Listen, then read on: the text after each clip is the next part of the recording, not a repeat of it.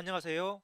자, 이번 주부터는 CAD와 관련되는, 즉, 제도와 관련되는 이론 수업을 먼저 진행을 하고, 그리고 이론 수업과 관련되는 내용들을 지난주처럼 오토캐드를 기반으로 해서 2D 설계를 작성하고, 그런 다음에 나중에 2D로 만들어진 오토캐드로 만들어진 데이터에 대해서 솔리드웍스로 3차원 형상을 만들어주는 하나의 점차적인 내용들에 대해서 말씀을 드리도록 하겠습니다.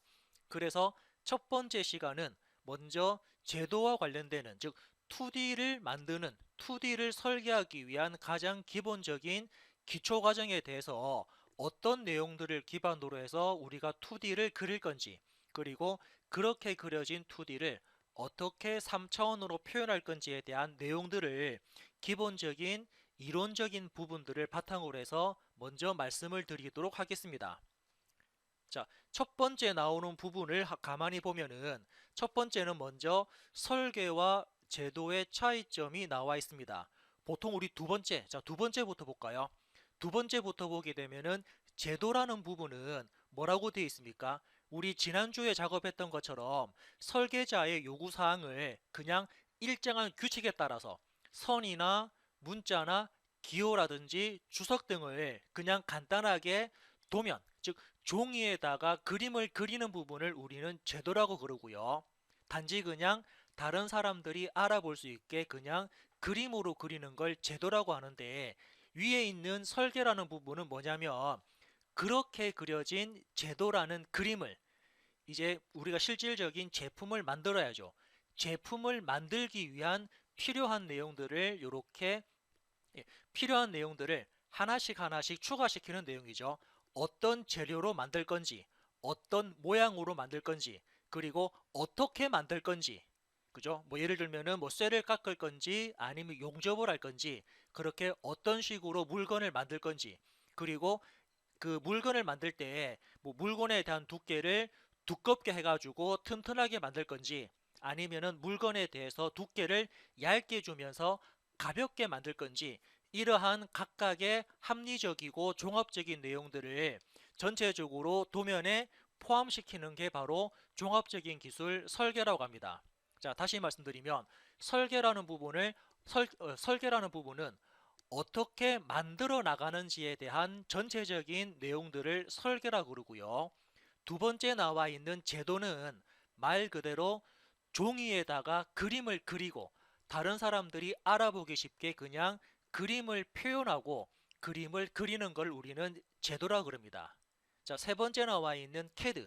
자, CAD라는 부분은 CAD의 약자를 잘 보시면 컴퓨터를 이용한 디자인이거든요. 즉 그래서 여러분들이 가지고 있는 번뜩이는 아이디어와 창의적인 아이디어를 어떻게 그냥 우리가 컴퓨터를 이용을 해서 오토캐드라든지 아니면은 저번에 했던 솔리드웍스라든지 이러한 프로그램을 이용을 해서 데이터를 만들어주는 과정을 우리는 CAD라고 그러거든요. 그래서 여기 나와 있는 설계, 제도, 그리고 CAD에 대한 내용들을 잘 파악을 해주시면 될 것 같습니다. 그래서 CAD라는 부분은 그렇게 진행이 됐고요. 즉 여러분들이 앞으로 작업을 해야 될 부분은 실질적으로 CAD라든지 제도가 아닙니다. 즉 제가 말씀드리고 싶은 부분은 CAD라는 부분은 말 그대로 그냥 컴퓨터로 그림을 그리고, 제도도 마찬가지죠. 제도도 종이로 그림을 그리는 게 제도입니다. 하지만 앞으로 여러분들이 작업을 해야 될 부분은 단지 그냥 그림으로 그리는 걸로 끝내는 게 아니고, 그렇게 만들어져 있는 데이터를 현실화시키고 제품화시키고 손으로 만질 수 있는 물건을 만드는 쪽으로 해서 설계라는 부분 쪽으로 접근을 해서 진행을 하셔야 되거든요. 그래서 처음에 나오는 지금 이 표에 나오는 설계와 제도에 대한 차이점, 그리고 설계나 제도를 하기 위해서는 우리는 CAD라는 도구를 활용합니다 라는 내용에 대해서 다시 한번 더 꼼꼼하게 체크를 해 주시고요. 자, 이렇게 체크가 되었다 그러면 다음 단계로 넘어가도록 하겠습니다. 자, 두 번째 나오는 부분은 제도에 대한 규격 부분인데, 자, 여기서는 뭐 그 세 번째 볼까요? 동그라미 3번 보시면 우리가 여러분들이 많이 쓰고 있는 한국산업표준규격, 즉 KS 규격에서 제도 부분은 뭐 1967년도에 제정되어 있다라고 되어 있는데 뭐 크게 의미는 없고요. 여기서 여러분들이 한번 확인할 부분은 자, KS 중에서도 기계 분야는 KSB 쪽에 포함이 되어 있다라는 거, 그것만 한번 가볍게 체크하고 넘어가시면 될 것 같습니다. 그래서 KSA 같은 경우는 그죠? A 같은 경우는 그 한국 표준 규격 KS 규격의 기본적인 내용들을 다루고 있고요. KSB 같은 경우는 기계 분야에 대한 규격을 나타내고 있다라고 가볍게 체크를 하시면 될 것 같습니다. 자, 이렇게 체크가 되었다 그러면 다음 페이지로 넘어가도록 하겠습니다. 자, 다음은 각각 그 국제표준 규격하고 각 나라별로 어떤 규격을 쓰고 있는지를 파악을 하는 건데, 조금 전에 보신 것처럼 한국 규격입니까? 자, 우리나라 같은 경우는 KS 규격을 사용을 하고 있습니다. 자, 그러면 국제표준 규격 같은 경우는 첫 번째 나오는 ISO. 자, ISO라는 부분은 국제표준 규격이고요. 그리고 밑에 나와 있는 영국 같은 경우는 BS, 독일 같은 경우는 DIN, 미국은 안시, 그리고 일본 규격은 지스라는 규격을 사용하고 있습니다. 그래서 국제표준 규격과 각각의 나라들은 어떤 규격을 이용을 해서 설계를 하고 제도를 하고 물건을 만들기 위한, 제조를 하기 위한 기준이 되는지를 여기서 간략하게 체크를 확인을 해볼 수 있고요. 자, 이렇게 확인이 되었다 그러면 또 다음 단계로 넘어가도록 하겠습니다.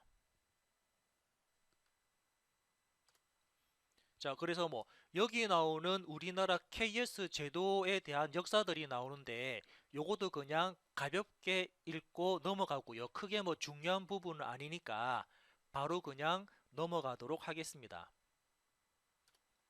자, 이제 나오는 부분이 도면에 대한 크기. 자, 도면에 대한 크기들이 나오는데 아마 제가 지난 시간에 캐드 작업할 때, 우리 캐드 작업할 때 가장 먼저 어떤 작업한다라고 말씀드렸는지 기억나시나요? 자, 캐드 작업에서 가장 먼저 해야 될 부분은 먼저 도면에 대한 작업 영역을 설정하는 부분입니다.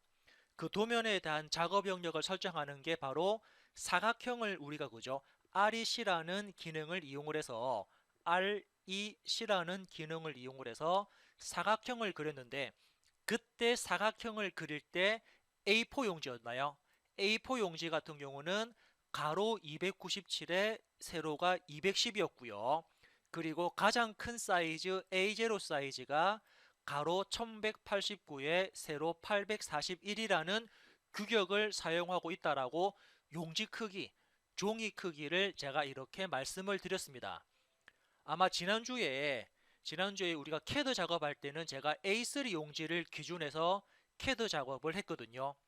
그래서 여러분들은 A0부터 A4지까지 각각 용지에 대한 크기를 잘 파악을 하시고 굳이 이거를 전부 다 암기할 필요는 없다 그랬습니다. 하나만, 뭐 A4가 되든 A0가 되든 하나만 알고 있으면 그 다음부터는 그죠, 종이들이 두 배씩 커지거나 두 배씩 작아지기 때문에 일일이 이 숫자를 다 암기를 하실 필요 없이 그냥 하나만 여러분들이 알고 계시면 되고요. 자, 밑에 나오는 우리 도면 테두리. 자, 도면 테두리 같은 경우는 그죠? 최소. 자, 도면 테두리 같은 경우는 어떤 거냐면, 자, 간략하게 볼까요? 우리 종이 같은 경우는 그죠? A3나 예를 들면은 A4 할까요? 자, 지금은 이렇게 A4와 관련되는 종이가 있습니다. 그러면 여기 나오는 도면에 대한 테두리는 어떤 내용이냐면, 빨간색은 종인데 그 종이 안쪽으로 이렇게 또 다른 사각형 테두리를 하나 그리거든요. 즉 빨간색은 종입니다. 종이 위에 이렇게 우리는 종이 안쪽으로 해서 파란색 테두리를 그릴 건데 그 테두리에 대한 최소 거리를 나타내거든요. 그래서 지금은 최소 거리 C를 기준해서 자, 예를 들면은 A3입니까? A3 같은 경우는 최소 거리가 10입니다. 그래서 이 부분이죠. 얘부터 얘까지. 자, 이 부분부터 용지 크기죠. 종이 가장자리부터 사각형에 대한 가장자리 거리가 10이라는 거. 즉, 이렇게 도면에 대한 테두리를 우리가 볼 수가 있고요. 자, 이렇게 해서 체크를 하시면 될 것 같습니다. 용지에 대한 크기만 여러분들이 보시면 되고, 뭐 연장 사이즈 같은 경우는 그냥 이런 게 있구나 라고 그냥 가볍게 체크만 하고 넘어가도록 하겠습니다. 자, 즉 여기서 중요한 부분은 그죠? 종이 크기, 용지 크기를 여러분들이 잘 체크하시고, 그 용지 크기에 따라서 테두리에 대한 간격이죠. 자, 이 부분이 그죠? 도면 테두리 10이면은 여기 간격이 동일하게 10이 될 거고요. 자, 이 부분도 마찬가지로 테두리 도면 여백, 테두리라 그러죠. 이 부분도 여백이라 그래서 테두리들 전부 다 10만큼씩 이렇게 간격이 떨어져 있다라고 체크를 하고 이해를 하시면 될 것 같습니다. 자, 이런 식으로 해서 도면에 대한 크기를 이렇게 설정을 했고요. 자, 설정했다 그러면 다음 단계로 넘어가도록 하겠습니다. 자, 조금 전에 보신 것처럼 도면에 대한 크기가 이렇게 나와 있습니다. 자, 자, 오토캐드에서 우리 지난주에 오토캐드에서 캐드를 이용을 해서 작업을 했는데, 즉 캐드를 이용을 하든 아니면은 종이상으로 그냥 손으로 그림을 그리든 아니면은 캐드로 도면을 그리든 이렇게 도면을 표현할 때 최소 포함되어야 될 세 가지 조건이 있습니다. 즉 도면을 이루는 3대 요소라 그러거든요. 자, 3대 요소에서 도면을 작업할 때 무조건 들어가야 될 항목은 뭐냐면 첫 번째, 여기 바깥쪽에 있는 테두리입니다. 자, 다시 보시면 이 바깥쪽에 있는 점선입니까? 이 점선 부분은 그냥 종입니다. 종이 안쪽에 사용자는 이렇게 테두리를 그리는데, 이 테두리에 대한 이름을 우리는 뭐라고 그러냐면은 윤곽선이라는 이름을 줍니다. 도면에 대한 테두리 부분을 우리는 윤곽선이라고 그러고요. 그래서 도면을 그릴 때 요거 아까 자, C라는 부분은 최소거리였죠. 최소거리 안쪽으로 해서 이렇게 사각형이 들어가는데, 일단 첫 번째는 윤곽선이라는 부분이 도면 안에 무조건 포함되어야 되고요. 이게 첫 번째 기본적인 요소입니다. 자, 두 번째 기본적인 요소가 뭐냐면 이 부분 종이 가장자리부터 이렇게 선이 나오죠. 이렇게. 자, 여기도 선이 있고요. 이 부분에도 선이 있고, 여기도 이렇게 선이 들어가고, 여기도 선이 들어갑니다. 즉 네 군데 부분이죠. 여기, 이 부분, 이 부분, 이렇게 수평 수직과 관련되는 선이 들어가는데, 이 선이 하는 역할은 도면의 중심이라 그래서 중심이라는 중심 마크가 들어갑니다. 그죠? 가로선의 중심, 세로선의 중심에서 양쪽 네 군데 모서리 부분에 중심선이 들어가는데, 이때 이름이 바로 중심 마크라는 부분입니다. 그래서 도면을 이루는 3대 요소 중에 두 번째 중심 마크가 이렇게 표현돼야 되고요. 자, 세 번째 부분은 뭐냐면, 자, 세 번째 부분은 여기, 그죠? 도면 우측 하단에 보면은 이렇게 표가 나와 있습니다. 자, 이 표가 하는 역할이 뭐냐면 아래쪽에 표제란, 자, 표제란이라고 적혀 있는데, 표제란 부분에는 어떤 사람이 언제, 그죠? 어떤 사람이 언제 누가 어떤 이름으로 해서 도면 작업을 했는지, 그 부분에 대한 도면에 대한 간단한 기본적인 정보가 들어가고요. 위쪽에 보면은 부품란이라 그래서 도면을 그릴 때 어떤 부분을 그렸는지, 무엇을 그렸는지에 대한 내용이 포함되는 게 부품란입니다. 그래서 도면을 이루는 3대 요소 중에 세 번째가 바로 표제란. 자, 표제란이 들어가야 되고요. 추가적으로 부품란이 들어가면은 더 좋을 것 같습니다. 그래서 도면을 이루는 3대 요소 첫 번째가 바로 윤곽선이 들어가야 되고, 두 번째는 중심 마크가 들어가고 세 번째는 표제란이 들어간다라는 거, 그게 도면 작업할 때 기준이 되는 거니까 이런 내용들 잘 체크해서 앞으로 CAD 작업할 때 이 내용들을 같이 포함시키고 적용을 시키시기 바랍니다. 자, 도면을 이루는 3대 요소에 대해서 말씀을 드렸거든요. 이런 내용들은 다시 우리가 CAD 작업할 때 어떻게 작업하는지, 윤곽선이랑 중심마크랑 표제란을 어떻게 작업하는지에 대한 내용들을 조금 있다가 실질적인 CAD 작업할 때 다시 한번 더 말씀을 드리도록 하겠습니다. 자, 이렇게 해서 한번 간략하게 확인했으니까 이 부분 다시 한번 더 잘 체크를 해 놓으시기 바랍니다.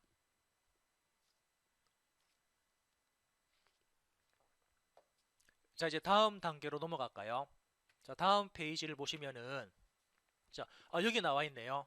제가 방금 말씀드렸던 내용들이 이렇게 나와 있습니다. 도면을 구성하는 내용들 중에 어떻게 윤곽선, 표제란, 중심마크, 자, 이런 부분들은 어떻게 반드시 포함되어야 됩니다. 어디에다가 도면을 그리는 안쪽에 반드시 이 세 가지는 표현되어야 됩니다. 자, 첫 번째 나오는 윤곽선이었죠. 자, 윤곽선 같은 경우는 종이 안쪽으로 최소 거리 10만큼 떨어지면서 하나의 사각형을 그리는 부분이 바로 윤곽선인데 이 윤곽선에 대한 크기는 0.5mm 이상 실선으로 표현을 한다라는 부분입니다. 즉 그래서 얘는 도면으로 사용된 용지에 어떤 내용을 그리는지에 대한 구분이 확실하고 즉 도면에 대한 작업 영역을 설정하는 부분이 바로 윤곽선이라는 부분이고요. 두 번째 포함되어야 될 부분이 바로 표제란이죠.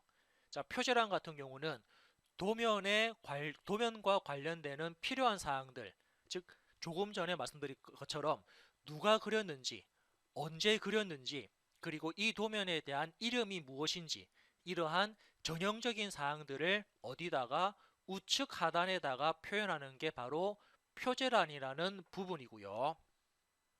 자, 세 번째 나오는 게 아까 부품란이었습니까? 자, 부품란은 이 두 개는 그냥 같이 보셔도 될 것 같습니다. 부품란 같은 경우는 사용자가 도면 안에 CAD 가지고 도면 안에 어떤 물건을 그렸는지를 나타내는 게 바로 표제란입니다. 그러면은 그 물건에 대한 이름, 그 물건에 대한 개수, 몇 개를 그리는 건지, 몇 개를 만들 건지, 그리고 그 물건에 대한 재료, 그죠? 플라스틱으로 만들 건지 아니면 형광으로 만들 건지 뭐 굴이라든지 뭐 합금이라든지 아니면 뭐 이런 각각의 재료가 있을 거니까 어떤 재료로 몇 개를 어떤 이름으로 해서 만들 건지에 대한 물건에 대한 정보를 입력하는 게 부품란, 그리고 전체적인 도면에 대한 구성 여부를 표현하는 게 표제란, 이런 부분들이 포함되어야 되고요. 그리고 세 번째 말씀드렸던 중심 마크. 자, 이 중심 마크는 뭐라고 설명되어 있냐면 예전에 예전에는 뭐 도면을 관리할 때 지금처럼 이렇게 CAD 파일이라든지 CAD 파일로 도면을 관리하는 게 아니고 그냥 사용자가 종이에다가 뭐 삼각자라든지 아니면은 그런 내용들 가지고 일일이 수작업으로 도면을 작성했습니다. 그래서 그렇게 만든 내용에 대한 도면들을 보관을 해야 되는데 지금처럼 보관해야 되는데 그냥 종이로만 보관하는 게 아니고 어떻게 사진으로 촬영해서 도면을 보관했거든요. 그래서 그 부분에 대한 도면에 대한 위치를 잘 알아보기 쉽게 하기 위해서 어떻게 도면 네 군데죠. 네 군데 중앙 부분에 이렇게 선을 그렸는데 그 선이 하는 역할이 바로 중심 마크다라는 거, 그거를 여러분들이 이해를 하시면 될 것 같습니다. 그래서 도면을 이루는 3대 요소 다시 볼까요?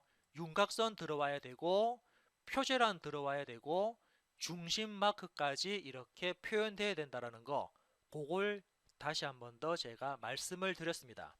자, 이 내용 여러분들이 한번 참고해서 보도록 한번 정리해서 다시 한번 읽어보시기 바랍니다.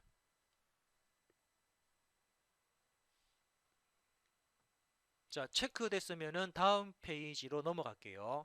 이렇게 다음 페이지 가면은 이제 도면을 그리는 척도. 자, 척도에 대한 부분이 나옵니다. 우리 보통 자, 척도라고 하게 되면은 실질적인 그림과 실물이죠. 실제 물건에 대한 크기와 도면에 대한 크기, 그죠? 물건에 대한 크기와 실질적으로 그림을 그리는 크기에 대한 비율이거든요. 자, 비율인데, 자, 우리는 어떻게 많이 표현하냐면 A 대 B로 표현합니다. 그래서 앞쪽에 나오는 앞쪽에 나오는 숫자는 보통 뭐냐면은 그림, 그림을 그릴 때 그림에 대한 크기를 나타내는 게 앞쪽 숫자고요. 뒤에 나와 있는 숫자는 실제 물건 크기입니다. 물건에 대한 크기를 뒤쪽에 표현합니다. 그래서 앞쪽에는 그림을 그릴 때 표현했던 크기, 뒤에 있는 숫자는 실제 물건에 대한 크기입니다. 그래서 KS 규격에 따른 제도 방법에는 크게 세 가지가 있습니다. 현척, 축척, 배척이 있는데, 자, 현척 같은 경우는 1대1로 이렇게 표현됩니다. 자, 1대1이라는 척도는 뭐냐면 1대1이라는 척도는 실제 크기와 똑같이 물건을 그리겠다. 그죠? 물건에 대한 크기와 동일하게 그림을 그리는 게 1대1 척도가 됩니다. 물건의 크기와 그림을 그리는 크기를 똑같이 줄 때는 1대1이라는 현척이라는 종류가 들어가고요. 아래쪽에 나와 있는 축척은 어떻습니까? 아래쪽에 나와 있는 축척은 보시면은 뒤에 숫자가 크거든요. 이렇게. 자, 보시는 것처럼 전부 다 뒤에 숫자가 크죠. 자, 무슨 말입니까? 자, 무슨 말이냐면은 실제 물건보다 어떻습니까? 실제 물건보다 우리는 그림을 작게 그리겠다. 그 뜻이죠. 네. 실제 물건의 크기를 2로 봤을 때 그림을 1로 그리겠다. 실제 물건의 크기를 10으로 봤을 때 그림을 1로 그리겠다. 즉, 그 실질적인 제품의 크기보다 좀 더 줄여서 작게 그리는 게 축척이라는 부분입니다. 자, 어떨 때 들어갈까요? 그렇죠. 우리가 도면 그릴 때 제일 큰 사이즈가 바로 A0 사이즈입니다. 자, A0 사이즈 같은 경우는 가로 1189에 세로가 어떻습니까? 841인가요? 이러한 사이즈인데 이 사이즈 안에 우리는 자동차도 그리고 비행기도 그려야 됩니다. 그러면 자동차가 이 A4 용지 안에 다 들어갑니까? 아니거든요. 그러니까 자동차를 어떻게 줄여가지고 그림으로 표현하는 게 바로 축척이라는 부분이죠. 실질적인 물건보다 작게 그리는 게 바로 축척이라는 부분이고요. 그럼 반대로 자, 배척이라는 부분 어떻습니까? 배척이라는 부분은 앞에 숫자가 큽니다. 즉 뭐냐면 실질적인 물건보다 어떻게 더 크게 그리겠다. 자, 그런 뜻이거든요. 즉 이럴 때는 뭐 때문입니까? 물건이 너무 작습니다. 자, 그죠? 우리 물건이 너무 작아서 이 물건을 캐드로 그리거나 손으로 그리면은 그 물건이 잘 안 보입니다. 또 물건이 잘 안 보이게 되면은 그에 따라서 치수를 입력하거나 전체적으로 도면을 구성하기 되게 힘들거든요. 그래서 눈에 잘 띄게 또는 치수가 잘 나타내게 원래 크기보다 좀 더 크게 그리는데 그렇게 크게 그리는 게 바로 배척이라는 부분입니다. 실제 물건보다 크게 그리는 게 배척이죠. 자, 아래쪽에 있는 글자 읽어보면 자, 현척은 실물 크기와 똑같이 그리는 게 현척입니다. 그럼 축척은 실물보다 작게 그리는 게 축척이고요. 배척은 실물 크기보다 크게 그리는 게 배척입니다. 즉 그래서 여러분들이 앞으로 도면 그릴 때 A 대 B라고 이렇게 비율이 나오면 뒤에 있는 숫자와 앞에 있는 숫자에 대한 비율을 보시면서 실제 물건보다 크게 그릴지 작게 그릴지를 여러분들이 판단을 할 수가 있습니다. 이렇게 해서 이번 페이지에서는 도면에 대한 척도 부분을 한번 체크를 했고요. 자, 도면에 대한 척도를 체크했으니까 요거에 대한 내용들 다시 한번 더 확인을 해 주시기 바랍니다. 자, 확인 다 하셨다 그러면 다음 페이지로 넘어갈게요. 자, 다음 페이지는 이번에는 자, 우리가 여기 척도라는 부분이죠. 자, 척도라는 부분에 조금 전에 보통 어땠습니까? A 대 B. 자, 이렇게 그죠? 척도 부분에 뭐 A 대 B 해가지고 뭐 1대 1이냐 또는 2대 1이냐 또는 뭐 1대 2냐 이렇게 물건보다 똑같이 그릴 거냐 작게 그릴 거냐 크게 그릴 거냐 이렇게 비율이 나와야 되는데 어떤 도면을 보면은 그냥 NS 이렇게 NS로 척도를 표현하는 도면도 있습니다. 자, 이 NS가 뭐냐면 바로 여기 나와 있죠. 비례척이 아니다 라는 부분입니다.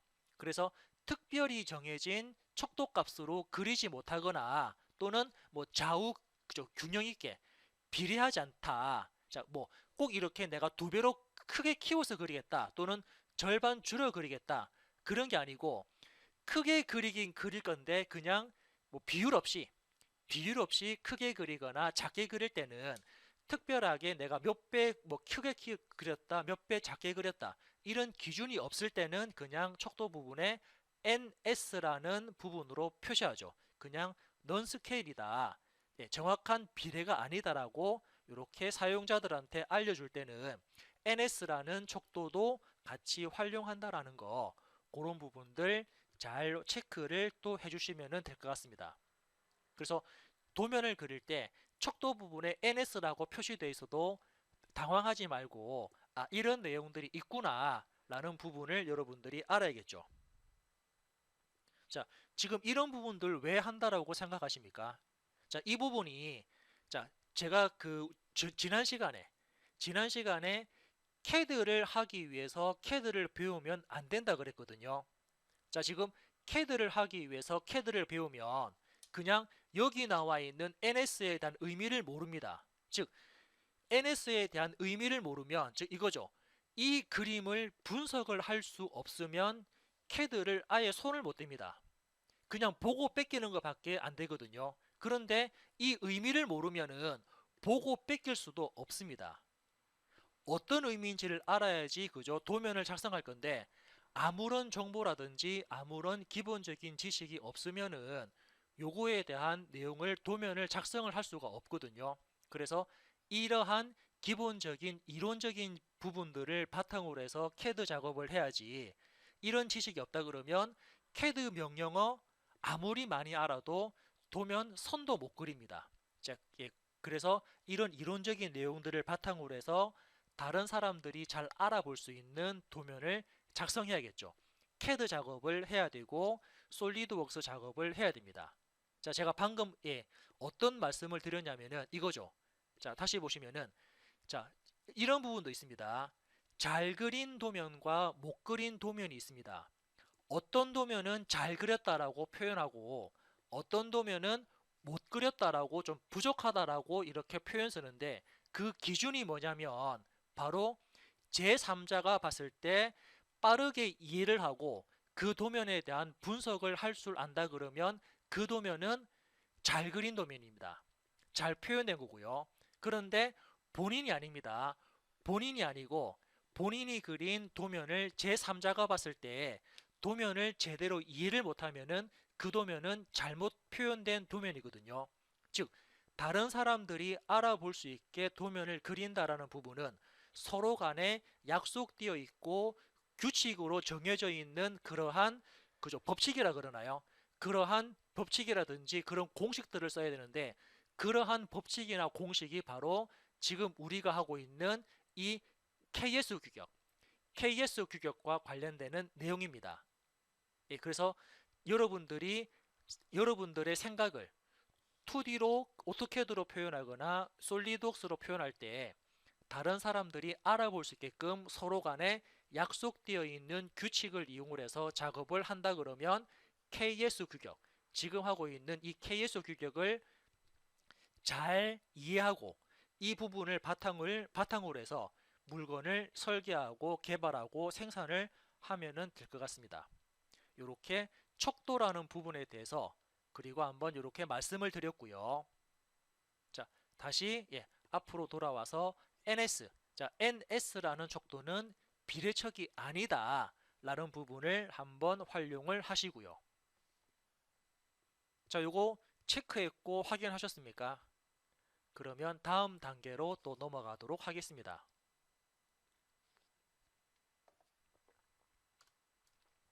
자, 다음 단계는 선에 대한 종류와 굵기거든요. 우리 지난주 마지막 시간에 어떤 작업했냐면 도면층, 즉 도면층이라는 레이어 작업했는데 혹시 기억나나요? 자, 도면층이라는 레이어죠. LAYER. 자, 단축키는 LA였죠. 그죠? 이렇게 도면층과 관련되는 레이어 작업을 했는데 이 레이어 작업에서 표현된 부분이 바로 여기에 포함되어 있습니다.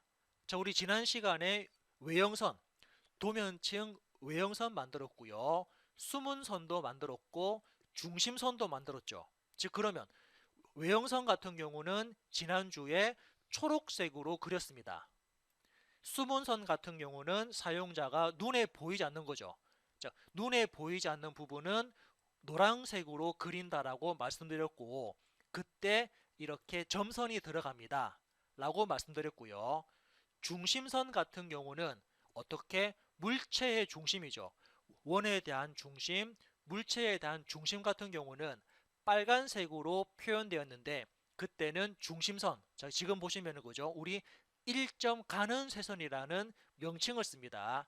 1점 가는 쇠선은 긴 선, 짧은 선, 긴 선, 짧은 선의 반복되는 선의 형태거든요.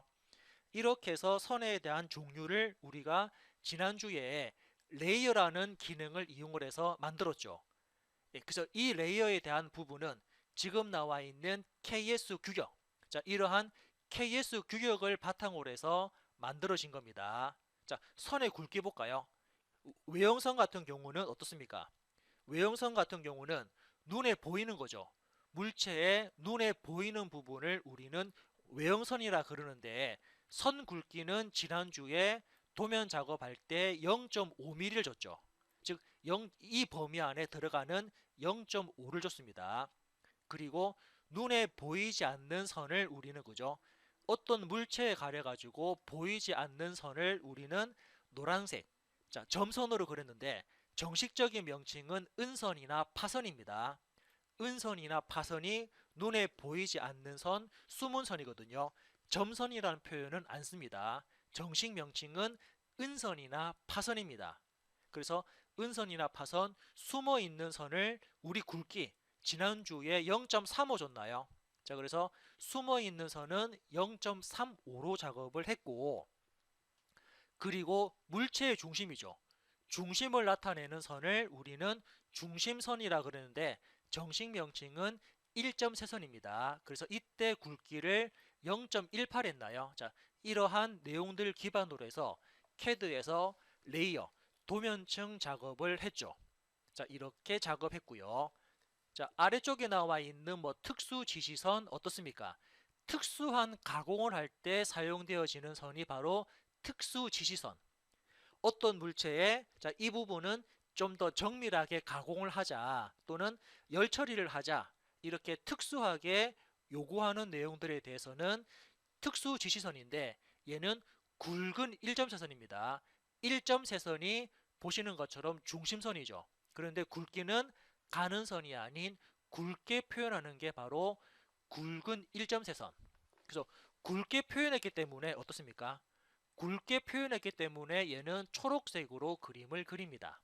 자, 이렇게 표현했고요. 그리고 가상선. 자, 가상선 같은 경우는 물체의 동작 범위를 표시하는 게 바로 가상선이라는 부분인데 2점 세선으로 그립니다. 가상선은 물체의 동작 범위를 표시하는 겁니다. 그래서 얘는 가는 2점 세선이죠. 자, 가는 2점 세선이 뭐냐면 긴 선, 짧은 선 두 개, 긴 선, 짧은 선 두 개, 이렇게 작업을 해주는 게 바로 가는 2점 세선으로 그림을 그린다 라고 여러분들이 이해를 하시면 되고요. 이렇게 가는 2점 세선으로 해서 작업을 할 수가 있습니다. 자, 그리고 아래쪽에 나와 있는 그럼 가상선. 자, 이 가상선이 어떤 역할을 하는지 잠깐 볼까요? 자, 예를 들어서 이 가상선이 하는 부분은 우리 뭐 예를 들면 우리 뭐 그 집에 가시게 되면은 그 가스밸브, 자, 가스밸브 같은 경우가 아니 가스밸브라든지 아니면 수도꼭지 이런 부분들 본다 그러면 자, 수도꼭지를 예를 들어서 밸브가 수도꼭지가 현재 이렇게 달려 있는데 수도꼭지가 손잡이입니다.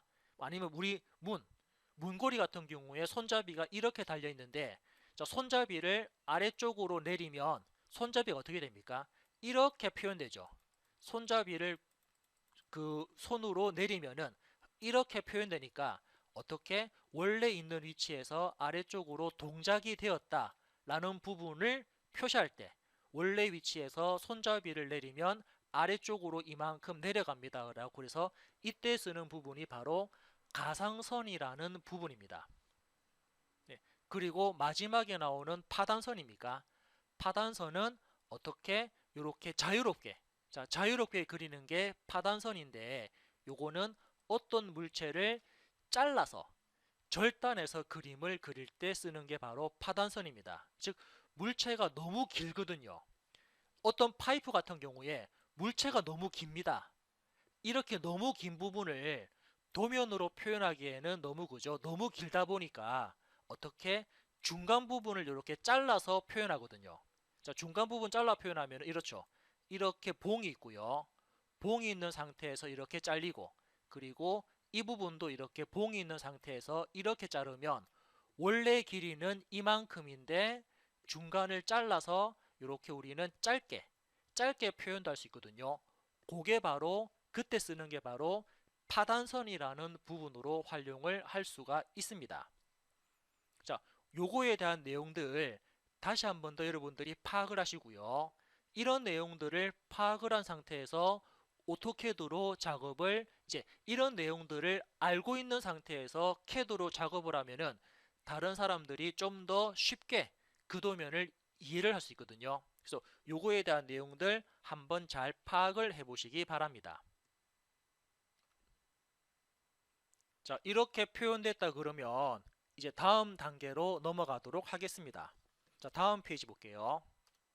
자, 다음 페이지는 그죠? 또 지금 나오는 게 또 절단선, 그리고 단면선, 해칭, 그리고 치수 이런 부분들이 표시가 됩니다. 자, 그러면 처음에 봤을 때 우리 절단선입니까? 자, 절단선이라는 부분은 뭐냐면 이제 뭐 다음 시간이나 그 다음 시간에 우리가 단면도를 볼 겁니다. 즉, 단면도는 어떤 물체를 잘라서 표현하는 부분이 바로 절단선인 단면도인데 단면도. 그래서 어떤 물체를 캐드에서 잘라서 그림을 표현할 겁니다. 그때 쓰는 선이 바로 절단선이라는 부분입니다. 그래서 절단선은 어떻게 가는 일점 세선으로 그리거든요. 가는 일점 세선이 아까 보셨던 우리 앞부분에 가는 일점 세선이 바로 중심선이었습니다. 긴 선, 짧은 선, 긴 선. 이렇게 가는 일점 세선으로 표현하는 게 바로 절단선이고요. 물체를 잘라서 그리겠다. 우리 보통 뭐 케이크 같은 거. 자, 케이크 같은 경우는 그냥 전체 형상 같은 경우는 잘 안 보이니까 케이크를 자르면은 그죠? 잘랐을 때 어디를 잘랐다라고 표현해 줘야 되거든요. 그래서 어느 부분을 잘랐다라고 표현하는 게 바로 절단선입니다. 그때 쓰는 선은 바로 가는 일점 세선으로 표현하는데 이때 중요한 거는 어떻게 그죠?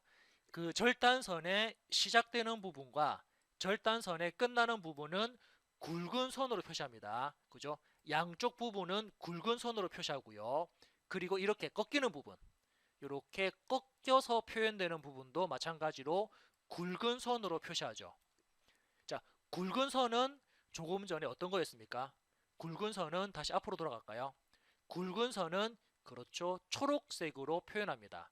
굵기는 0.5mm 굵기로 해서 이렇게 굵은 선으로 표시하는 게 바로 절단선을 표시하는 내용이죠.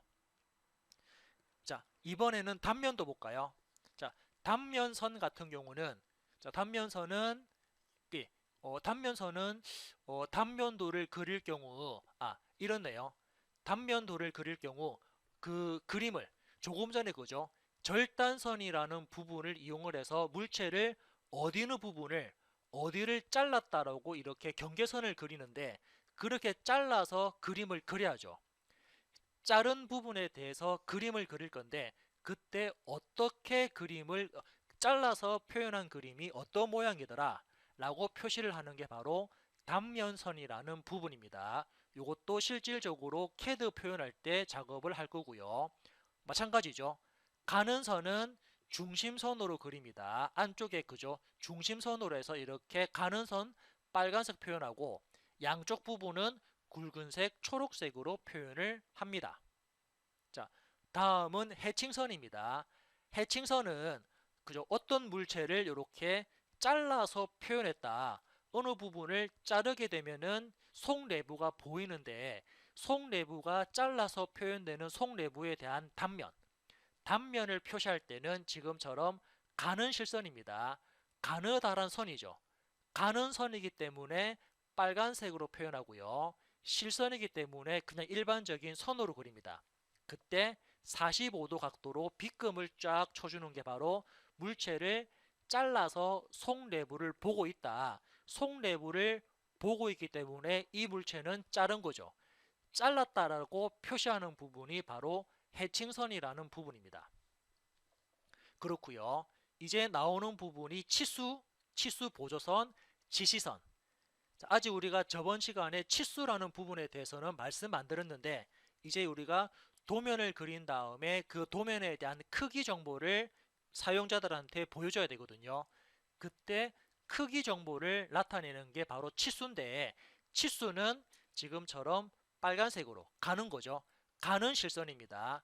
가는 선이기 때문에 빨간색 그리고 실선으로 이렇게 표시합니다. 하여튼 치수와 관련되는 크기 정보와 관련되는 내용들은 전부 다 치수선이나 그 가는 실선으로 표현한다라는 거 그거 한번 체크하시고요. 자, 그리고 중요한 부분이죠. 자, 선의 우선순위입니다. 즉 뭐냐면 제가 지금까지 말씀드렸던 이런 선들이 어느 한 부분에서 어떤 같은 위치에서 선이 중복되어서 그림이 그려집니다. 같은 위치에 굵은 선도 그리고 중심선도 그리고 뭐 은선이든 파선 같은 점선도 그리고 뭐 그죠? 하여튼 같은 위치에 선이 여러 개 중복되어서 막 겹치게 그려져 있다 그러면 이 중에서 어떤 선을 표현할지 두 개 이상의 선들이 같은 위치에 중복되었을 때 어떤 선을 먼저 표현할 건지에 대한 우선순위를 따지는 게 바로 우선순위거든요. 자, 그래서 선이 겹쳤을 때 여러 개의 선이 겹쳤을 때는 그냥 제일 먼저 외형선을 그립니다. 그리고 외형선이 없으면은 수문선을 그리고요. 수문선이 없을 때는 절단선, 그 다음이 중심선, 그 다음이 무게와 관련되는 선, 그리고 치수와 관련되는 선, 이렇게 선에 대한 우선순위가 나와 있으니까 요거는 실질적인 CAD 작업이나 제도 작업을 할 때, 도면 작업할 때 아주 유용하게 자, 이런 부분들 잘 체크를 하셔야지 다른 분들이 도면을 잘 이해를 할 수 있거든요. 아무튼 선이 여러 개 겹쳤을 때는 가장 먼저 외형선을 표현하고요. 외형선이 없으면 수문선, 수문선이 없으면 절단선 이런 식으로 해서 표현을 해준다라는 거 그 순서를 잘 파악을 하시기 바랍니다. 자, 파악됐으면 다음 단계로 넘어갈게요. 이렇게 다음 단계 넘어가면 아까 그죠 제가 말씀드렸던 그런 내용들에 대한 명칭들이 쭉 나와 있습니다. 여기 보니까 뭐 우리 많이 쓰는 게 외형선이죠. 외형선 같은 경우는 눈에 보이는 선이 외형선인데 초록색으로 굵게 그린다 그랬습니다. 자, 이번엔 수문선입니까? 수문선은 눈에 보이지 않는 거죠. 어떤 물체에 가려서 보이지 않을 때는 수문선인데 노란색으로 은선, 점선으로 그린다라고 말씀을 드렸고요. 그리고 중심선입니까? 자, 중심선 같은 경우는 물체의 중심, 원의 중심을 나타내는데 그때 선의 종류는 가는 일점세선, 즉 빨간색인 일점세선 중심선으로 표현한다라고 말씀드렸고요. 그리고 가상선입니까? 자, 가상선 같은 경우 어떻습니까? 여기 보니까 이렇게 레버가 달려 있는데 이 레버가 아래쪽으로 회전하게 되면은 이 위치에 레버가 위치합니다. 이 부분에 레버가 들어간다라는 가상의 선이죠. 물체가 동작했을 때 이 부분에 들어가더라라는 가상의 선을 우리는 가상선이라 그러고요. 자, 이 부분에 나와 있는 우리 이제 파단선. 자, 파단선 같은 경우는 어떻게 물체가 길 경우를 대비해서 짧게 그리는 게 파단선이라는 부분인데 이것도 지금은 그죠? 예, 어떤 부분을 특정한 부분을 따로 표시할 때도 파단선으로 표시가 됐고요. 그리고 해칭입니까? 해칭. 이렇게 45도 빗금을 만드는 이유는 어떤 물체를 잘라서 그 내부를 본다라고 이렇게 해칭선까지 들어왔고요. 그리고 마지막에 보셨던 우리 치수, 치수선, 치수보조선 이런 부분들은 가늘게 표시가 된다라는 부분까지 말씀을 드렸습니다. 그래서 선에 대한 용도와 명칭들 잘 체크를 해주시기 바랍니다.